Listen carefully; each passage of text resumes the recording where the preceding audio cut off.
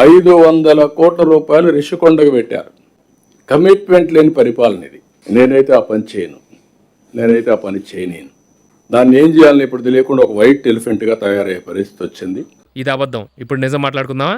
Tata group లాంటిది రావడం, లీలా palace లాంటిది రావడం, ఇంకా 2-3 ఫారెన్ కంపెనీలు రావడం, వాళ్ళందరూ కూడా ఇంట్రెస్ట్ చూపించారు. సీరియస్ గా టాటా సంస్థ అయితే కాన్సెప్ట్ పేపర్ కూడా ఇచ్చారు వాళ్ళు.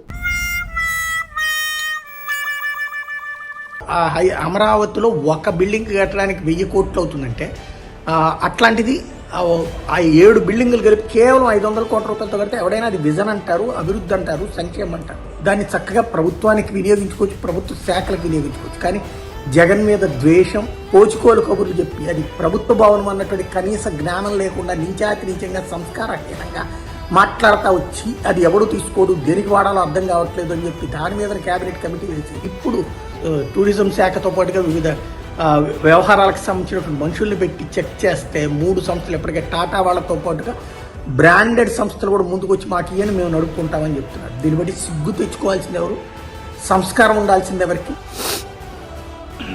అది ఏది లీజుకి ఇస్తే వాడుకుని కోట్ల రూపాయలు డబ్బులు ఇవ్వడానికి రెడీ అవుతున్నారు.